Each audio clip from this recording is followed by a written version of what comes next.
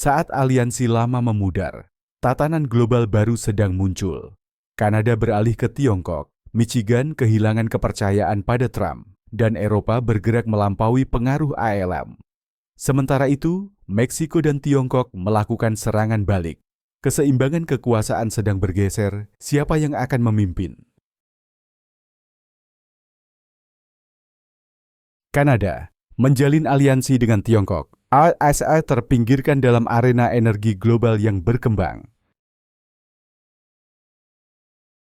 Kanada sedang mengalami transformasi mendasar dalam dinamika perdagangan energinya. Selama beberapa dekade, hampir 97% ekspor energi negara ini, senilai 176 miliar dolar Kanada, dikirim secara eksklusif ke Amerika Serikat. Namun, penerapan tarif 10% oleh AS terhadap minyak dan gas Kanada baru-baru ini telah mengganggu ketergantungan lama ini, mendorong Kanada untuk mencari mitra baru. Memanfaatkan momentum ini, Tiongkok secara strategis memperluas jejaknya di sektor energi Kanada. Memimpin langkah ini adalah Prochemical, sebuah perusahaan penyuling minyak besar asal Tiongkok yang kini beroperasi di Calgary. Perusahaan ini dengan cepat mengamankan kesepakatan pasokan dengan Suncor dan pengiriman minyak mentah pertama ke Tiongkok dijadwalkan pada Juni 2024. Namun ini baru permulaan. Prochemical secara aktif bernegosiasi dengan pemain besar seperti Cenovus, Shell, BP, dan ConocoPhillips menggunakan kontrak Free on Board (FOB) untuk menjaga fleksibilitas pengiriman. Mengatur ekspansi ini adalah ahli strategi Wang Jia yang dikenal karena memperkuat hubungan energi Tiongkok dengan Kanada di masa lalu. Pergeseran ini menandai titik balik yang kritis. Kanada bergerak dari ketergantungan pasar tunggal menuju pendekatan yang lebih seimbang dan multipolar. Meskipun membuka peluang baru, jalur ini juga menuntut navigasi hati-hati antara kepentingan ekonomi dan kedaulatan nasional. Apa pendapat Anda tentang pergeseran energi Kanada dan peran Tiongkok yang semakin besar? Apakah ini langkah cerdas menuju keseimbangan atau risiko terhadap kedaulatan ekonomi? Bagikan pandangan Anda di kolom komentar. Penyelesaian proyek perluasan Trans Mountain (TMX) pada awal 2024 menandai titik balik strategis dalam kebijakan energi Kanada. Membentang hampir 1.200 km dan meningkatkan kapasitas dari 300.000 menjadi 890.000 barel per hari. TMX bukan hanya prestasi rekayasa, ini adalah simbol pembebasan Kanada dari ketergantungan hampir total pada pasar AIS, yang sebelumnya menyerap lebih dari 95% ekspor minyaknya. Pipa baru ini memberikan akses langsung ke Pasifik, menghubungkan Kanada dengan pasar energi utama Asia seperti Tiongkok, Jepang, dan Korea Selatan. Negara-negara yang kilang minyaknya sangat cocok untuk mengolah minyak mentah berat Kanada. Seiring AS semakin menganut kebijakan proteksionis, TMX memungkinkan Ottawa merespon secara proaktif, termasuk peluncuran paket dukungan sebesar 6,5 miliar CAD untuk memperluas akses pasar global dan melindungi sektor pertaniannya. Di luar minyak mentah, perusahaan-perusahaan Kanada seperti Prochemical dengan cepat merambah gas alam cair, LNG, menandakan strategi energi yang lebih komprehensif, proaktif, dan berorientasi global di era TMX. Pergeseran ini mencerminkan ambisi Kanada yang berkembang untuk menjadi bukan hanya pemasok, tetapi pemain strategis dalam lanskap energi global yang terus berkembang. Dorongan Kanada ke pasar gas alam cair (LNG) global semakin cepat, dipelopori oleh terminal LNG Kanada yang menjadi tonggak sejarah di Kitimat, British Columbia. Didukung oleh konsorsium kuat termasuk Shell, ProChina, dan Mitsubishi, proyek ini dijadwalkan mulai mengekspor pada akhir 2025, menandai pergeseran tegas dalam arah energi Kanada. Meskipun negara ini saat ini mengekspor sekitar 8,6 miliar kaki kubik gas alam per hari, sebagian besar masih mengalir ke selatan, menuju Amerika Serikat. Dinamika itu akan segera berubah. Infrastruktur LNG baru yang ditempatkan secara strategis di sepanjang pantai Pasifik dan Arktik memberdayakan Kanada untuk melewati jalur tradisional dan mengakses langsung pasar internasional yang memiliki permintaan tinggi, terutama di kawasan Asia Pasifik. Ini termasuk ekonomi yang haus energi seperti Jepang, Korea Selatan, dan Tiongkok, di mana permintaan akan gas bersih dan andal meningkat tajam. Evolusi Kanada dari eksportir sumber daya mentah menjadi pemain energi global yang kompetitif mencerminkan transformasi yang lebih dalam. Dengan berinvestasi dalam infrastruktur mutakhir dan memperluas basis pelanggannya, Kanada tidak hanya mengamankan kemandirian energi, tetapi juga membentuk ulang pengaruhnya di panggung dunia. Dalam dunia energi yang semakin multipolar, Kanada siap menjadi pemasok kunci dalam tatanan global yang sedang muncul. Kekecewaan di Michigan. Pemilih menjauh dari Trump di tengah ketidakpuasan yang meningkat. Pernah menjadi basis kuat populisme ekonomi Donald Trump, Michigan kini menjadi cerminan nyata dari kekecewaan dan frustrasi yang semakin dalam. Dalam kelompok diskusi terbaru yang diselenggarakan oleh Axios bekerja sama dengan Engage Sago, banyak mantan pendukung Trump mengungkapkan rasa kecewa yang tajam. Beberapa bahkan menyebutnya sebagai pengkhianatan. Mereka bukan pengamat pasif, melainkan individu yang dulu menaruh harapan besar pada janji kebangkitan industri, biaya hidup yang lebih rendah, dan ekonomi nasional yang diperbarui. Alih-alih menyaksikan kebangkitan, mereka kini menghadapi gelombang PHK, inflasi yang meroket, dan penurunan layanan publik yang mencolok.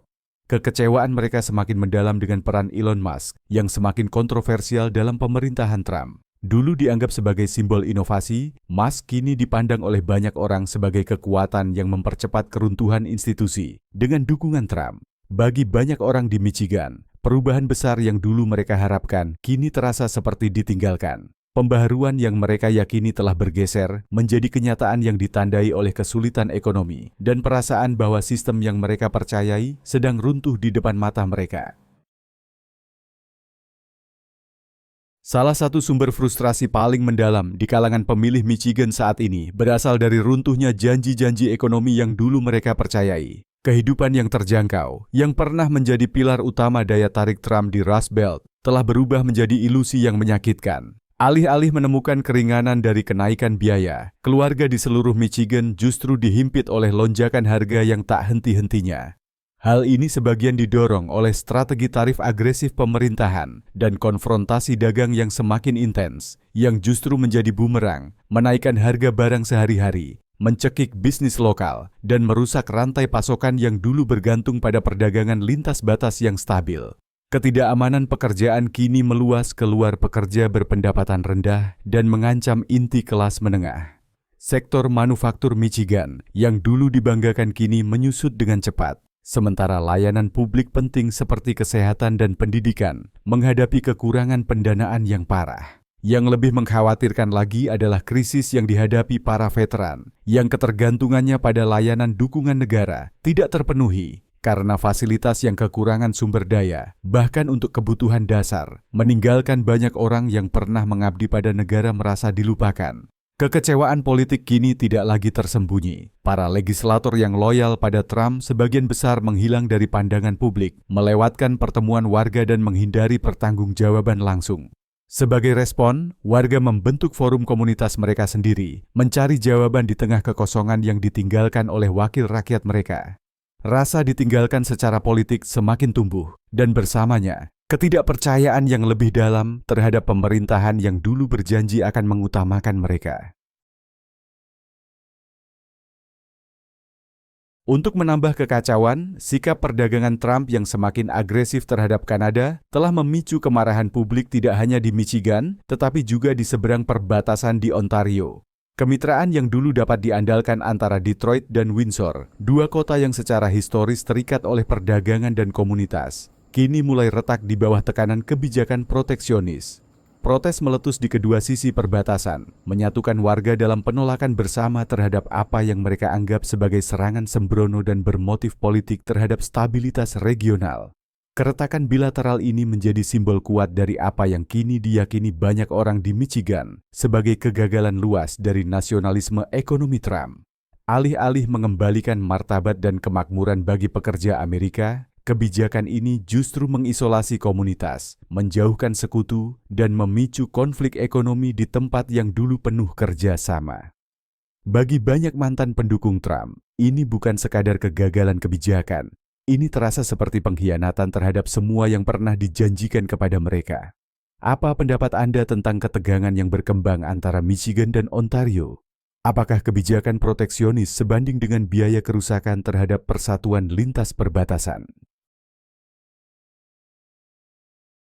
Eropa menetapkan jalur bersejarah, membebaskan diri dari ketergantungan militer Asia. Eropa sedang mengalami transformasi besar dan bersejarah dalam doktrin pertahanannya, menandai pergeseran tegas dari ketergantungan jangka panjang terhadap kemampuan militer Amerika. Dengan peluncuran inisiatif Readiness 2000 TQ yang didukung oleh anggaran sebesar 800 miliar euro yang belum pernah terjadi sebelumnya, negara-negara Eropa menandakan bukan hanya investasi fiskal, tetapi juga penyelarasan strategis yang lebih luas. Ini bukan semata soal memperkuat kekuatan militer, ini tentang merebut kembali kedaulatan, kemandirian teknologi, dan otonomi geopolitik dalam tatanan global yang berubah cepat. Salah satu pemicu utama di balik pergeseran ini adalah meningkatnya kekhawatiran tentang integritas teknologi militer yang disuplai AS. Pengungkapan kemungkinan adanya kill switches dalam sistem pertahanan Amerika, perangkat yang secara hipotetis memungkinkan Washington untuk menonaktifkan peralatan sekutu dari jarak jauh, telah mengejutkan ibu kota Eropa. Apakah klaim ini terbukti sepenuhnya atau tidak? Hal ini menyoroti isu yang lebih dalam. Kerentanan Eropa terhadap kendali eksternal atas infrastruktur militer kritis. Kemungkinan tersebut merusak dasar kedaulatan nasional dan memicu perdebatan serius tentang risiko ketergantungan berlebihan pada satu pemasok, seberapapun lamanya aliansi tersebut. Suara-suara berpengaruh di Eropa kini secara terbuka menantang ketergantungan ini.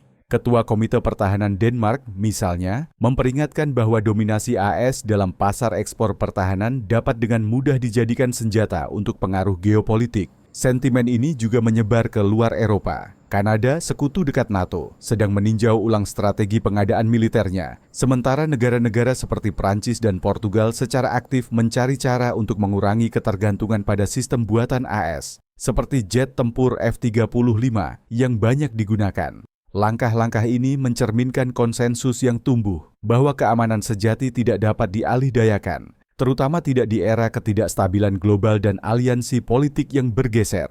Di inti dari perubahan strategis ini terdapat visi yang lebih luas, membangun kemampuan pertahanan Eropa yang tangguh, mandiri, dan maju secara teknologi. Ini berarti berinvestasi tidak hanya pada perangkat keras militer, tetapi juga pada riset, pengembangan, dan kapasitas industri. Tujuannya adalah menciptakan sistem yang tidak hanya dapat dioperasikan dalam kerangka NATO, tetapi juga sepenuhnya otonom, dirancang, dibangun dan dikendalikan oleh entitas Eropa dengan kepentingan Eropa sebagai pusatnya. Pada saat yang sama, pergeseran geopolitik global mempercepat langkah Eropa menuju otonomi strategis. Presiden Komisi Eropa Ursula von der Leyen telah memperingatkan bahwa payung keamanan Al-Qassam tidak lagi terjamin. Dengan kebijakan luar negeri Amerika yang berayun antar administrasi, Eropa menghadapi kenyataan bahwa suatu hari ia mungkin harus mempertahankan perbatasan dan nilai-nilainya sendiri. Kesadaran ini memicu kemitraan pertahanan baru dan langkah menjauh dari ketergantungan tunggal pada AS. Misalnya, kesepakatan radar bernilai miliaran dolar Kanada dengan Australia menyoroti tren menuju kerjasama pertahanan multipolar yang lebih beragam. Keinginan akan fleksibilitas strategis menyebar jauh melampaui Eropa. Ketegangan diplomatik juga meningkat. Aktivitas militer AS di Greenland memicu protes dari Denmark, mengungkapkan bahwa bahkan sekutu lama pun mulai waspada terhadap jangkauan global Washington. Namun, Eropa tidak meninggalkan aliansinya dengan AS, melainkan mendefinisikannya kembali. Benua ini bersiap menghadapi tatanan dunia yang lebih cair, di mana kekuasaan dibagi dan aliansi berkembang. Mewujudkan otonomi akan membutuhkan waktu, persatuan, dan investasi besar. Tetapi arahnya sudah jelas. Eropa melangkah keluar dari peran juniornya untuk mengambil tanggung jawab yang lebih besar dalam keamanan global, mencari kemandirian teknologi dan suara yang lebih kuat di panggung dunia. Kanada melawan. Perang dagang dengan AS mencapai titik puncak. Pada 4 Maret, Kanada meningkatkan responsnya terhadap agresi dagang apartheid dengan memberlakukan tarif 25% secara luas atas ekspor Amerika, senilai 155 miliar.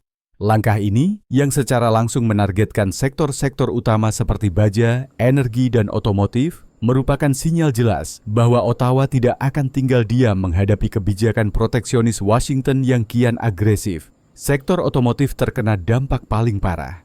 Produsen mobil besar AS seperti Ford, GM, dan Tesla kini menghadapi biaya yang lebih tinggi dan tekanan rantai pasok yang memburuk. Pada saat industri ini sudah terganggu oleh inflasi, kekurangan suku cadang, dan pergeseran permintaan global. Dengan nilai perdagangan tahunan antara kedua negara mendekati 700 miliar, gelombang kejut dari balasan Kanada langsung terasa, mengancam menstabilkan sektor manufaktur dan logistik atau aset. Menambah ketegangan, Ontario memberlakukan tambahan biaya 25% atas ekspor listrik ke ASE dan memperingatkan kemungkinan penghentian total jika perselisihan berlanjut. Ini menimbulkan kekhawatiran serius bagi negara-negara bagian ATLS di perbatasan yang bergantung pada energi Kanada, mengungkapkan kerentanan dalam infrastruktur lintas batas kawasan tersebut. Pasar keuangan bereaksi dengan tidak tenang. Indeks S&P TSX Kanada turun 1,5%, dan Bank of Canada memperingatkan bahwa perang dagang yang berkepanjangan dapat menyebabkan kontraksi PDB sebesar 3% dalam 2 tahun. Secara paralel, Kanada meluncurkan kampanye media strategis di 12 negara bagian kunci ASE untuk menyoroti dampak domestik dari kebijakan dagang Trump. Dengan menyoroti konsekuensi ekonomi di wilayah pemilih yang krusial, Ottawa berharap dapat memengaruhi wacana politik Amerika, menandakan bahwa perang dagang tidak hanya merugikan lawan asing, tetapi juga konstituen inti ASEAN. Meksiko menantang Washington menghadapi serangan tarif Trump. Mengganggu rantai pasokan vital, Meksiko mengambil pendekatan tegas dalam menanggapi tarif APS yang meningkat, mengancam akan merusak rantai pasokan kritis yang sangat menghubungkan kedua ekonomi. Dengan menargetkan sektor-sektor seperti manufaktur otomotif dan pertanian, di mana Meksiko memainkan peran pemasok utama, Meksiko bertujuan memperbesar tekanan inflasi yang sudah membebani pasar ASS. Jika tindakan balasan ini benar-benar terjadi, mereka dapat memicu lonjakan harga yang signifikan di berbagai industri dan pasar konsumen Amerika. Ini jauh lebih dari sekadar perlawanan simbolis. Strategi terukur Meksiko menyoroti kerentanan dalam ekonomi San Patuas, menjelaskan bahwa sikap agresif Washington membawa risiko nyata. Dengan beralih dari kerja sama pasif ke perlawanan aktif, Meksiko menunjukkan kesiapan baru untuk mempertahankan posisinya. Menolak permintaan penegakan perbatasan dari Honduras. Dalam langkah paralel, Meksiko secara tegas menolak harapan ASEAN untuk bertindak sebagai pos pemeriksaan kemanusiaan de facto bagi para migran yang menuju ke utara. Pejabat Meksiko dengan tegas menolak untuk memikul tanggung jawab dalam mengendalikan arus migrasi menuju perbatasan ASEAN. Penolakan ini dapat membawa konsekuensi luas. Saat pemilu 2025 di Amerika semakin dekat, prospek krisis kemanusiaan dan politik di perbatasan selatan makin nyata, memperburuk ketegangan dalam negeri ASEAN. Sikap Meksiko menyoroti frustrasi regional yang meningkat terhadap upaya Washington memindahkan beban politik kebijakan perbatasannya ke negara tetangga. Menginspirasi perlawanan regional terhadap pengaruh ASEAN lebih dalam lagi, ketegasan Meksiko menyulut gerakan yang lebih luas di seluruh Amerika Latin. Negara-negara yang secara historis waspada terhadap dominasi ASEAN, seperti Kuba, Brasil, dan Venezuela, mengambil inspirasi dari ketegasan Meksiko. Dorongan kolektif untuk kemandirian yang lebih besar dan solidaritas regional semakin menguat, menantang cengkeraman Washington yang telah lama ada atas urusan belahan bumi ini. Yang muncul bukan sekadar perlawanan terisolasi, melainkan kesadaran regional yang lebih luas di seluruh Amerika Latin. Meksiko, dengan mengambil sikap tegas, menjadi katalisator pergeseran menuju pemberdayaan regional dan perlawanan bersama terhadap tekanan eksternal. Momen penentu dalam hubungan ASEAN-Amerika Latin. Langkah-langkah balasan Meksiko yang kuat, Sikap tegasnya terhadap migrasi dan perannya sebagai pemicu perlawanan regional secara kolektif membentuk kembali arah hubungan ASEAN Amerika Latin. Era dominasi ASEAN yang tak terbantahkan kini menghadapi tantangan yang belum pernah terjadi sebelumnya dari tetangganya di selatan. Dengan menyatunya pengaruh ekonomi, ketegasan politik, dan solidaritas regional, Amerika Latin menyatakan bahwa mereka tidak lagi akan menerima peran subordinat dalam kerangka strategis Washington. Di pusat transformasi ini, Meksiko muncul sebagai arsitek utama dari tatanan regional baru yang lebih mandiri. Cina melawan balik, tarif dan dominasi pasar strategis. Cina meningkatkan langkah balasan terhadap agresi dagang antar-AS dengan menargetkan langsung pilar-pilar utama ekonomi Amerika. Melalui pengurangan tajam atas impor kedelai, jagung, dan daging babi dari ASEAN, Beijing memberikan pukulan menyakitkan bagi para petani Amerika, terutama di komunitas pedesaan tempat pertanian menjadi jalur ekonomi yang vital. Kawasan-kawasan ini yang telah berjuang dengan pasar yang tak terduga dan gangguan akibat iklim, kini menghadapi kesulitan finansial yang makin berat. Di luar dampak ekonominya, ini adalah manuver terukur yang ditujukan untuk meningkatkan tekanan politik di negara bagian ayunan utama menjelang pemilu 2025. Secara bersamaan, Cina memberlakukan tarif sebesar 25% atas kendaraan buatan Amerika, langsung merugikan perusahaan seperti Ford, GM, dan Tesla. Produsen mobil ini, yang telah kesulitan mempertahankan pangsa pasar di Cina, kini semakin tertinggal dari pesaing domestik seperti BYD dan NIO. Didukung oleh subsidi negara dan biaya produksi yang lebih rendah, produsen Cina memperlebar jarak keunggulan, memperkuat misi Beijing untuk memperkuat basis industrinya sendiri sambil menggusur pesaing asing. Konsumen Amerika juga ikut merasakan dampaknya, dengan tarif yang mendorong kenaikan harga barang-barang pokok, mulai dari elektronik dan bahan makanan hingga material konstruksi. Anggaran rumah tangga semakin tertekan, memperburuk inflasi dan melemahkan kepercayaan konsumen. Pada saat yang sama, Cina tidak sekadar bertahan, mereka justru mempercepat kebangkitan di sektor industri canggih. Dukungan negara yang substansial mendorong perusahaan Cina untuk mendominasi sektor seperti energi bersih dan kendaraan listrik. Dalam perlombaan global menuju keberlanjutan, Beijing menempatkan diri sebagai pemimpin, mengubah perang dagang menjadi mesin untuk kemajuan teknologi dan geopolitik. Secara keseluruhan, langkah-langkah berani ini menggambarkan strategi terukur Cina untuk melemahkan pengaruh ekonomi ASEAN di berbagai lini, membentuk ulang keseimbangan kekuatan global saat Beijing mewujudkan visinya sebagai pemimpin dalam tatanan dunia baru yang tengah muncul. Bentrokan dagang ASEAN-UE, tarif atas anggur, whisky, dan jurang yang melebar. Ketegangan dagang antara Amerika Serikat dan Uni Eropa semakin memanas ketika Donald Trump mengancam akan memberlakukan tarif hingga 200% atas anggur dan sampanye Eropa. Langkah ini merupakan balasan atas keputusan UE sebelumnya untuk mengenakan bea masuk atas ekspor whisky Amerika yang kini mengancam pasar anggur Eropa senilai 13,1 miliar di ASEAN. Bagi produsen anggur di Prancis, Italia, dan Spanyol, ini bukan sekadar perselisihan dagang. Ini adalah pukulan terhadap warisan budaya dan urat nadi ekonomi komunitas pedesaan, di mana produksi anggur seringkali menjadi penopang utama penghidupan lokal. Jika tarif ekstrem ini benar-benar diberlakukan, banyak kebun anggur keluarga kecil bisa gulung tikar, dan pasar ASEAN, salah satu yang terbesar bagi mereka, dapat menjadi sama sekali tidak terjangkau. Para pemimpin Eropa menanggapi dengan kritik keras, memperingatkan bahwa siklus balas dendam yang terus meningkat ini mengancam tidak hanya hubungan transatlantik, tetapi juga stabilitas sistem perdagangan global secara keseluruhan.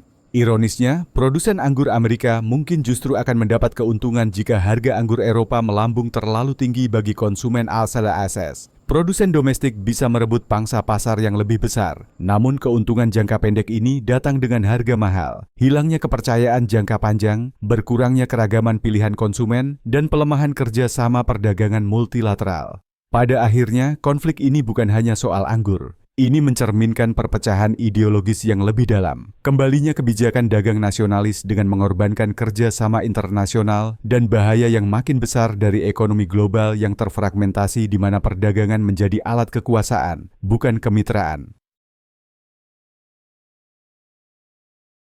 Tari dagang Trump yang tidak stabil dengan Kanada, siklus ancaman dan mundur.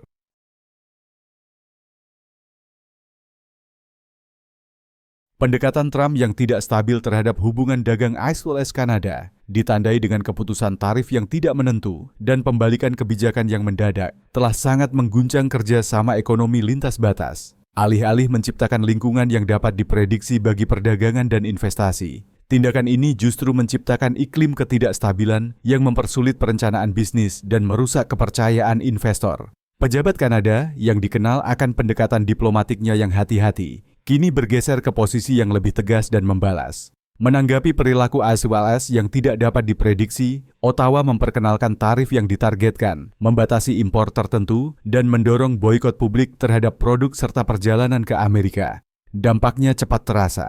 Pariwisata Kanada ke AS merosot 40%, menguras miliaran dolar dari sektor perhotelan dan retail Amerika. Namun kerusakan tidak berhenti di situ. Eksportir ASETA menghadapi ketidakpastian yang meningkat dengan banyak yang ragu untuk berinvestasi dalam proyek lintas batas di tengah kondisi yang tidak stabil.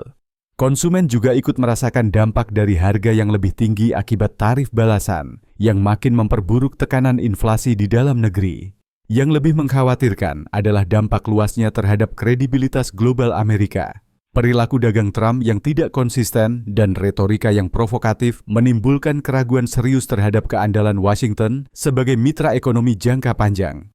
Jika tetangga yang paling terpercaya seperti Kanada diperlakukan sebagai musuh, sekutu di seluruh dunia akan mempertanyakan posisi mereka sendiri.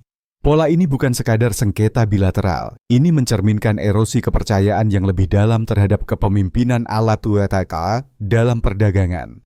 Dengan mengutamakan kemenangan politik jangka pendek di atas kerjasama berbasis aturan yang stabil, pemerintahan ini berisiko merusak kemajuan puluhan tahun dalam integrasi Amerika Utara dan melemahkan peran AS dalam tatanan ekonomi global.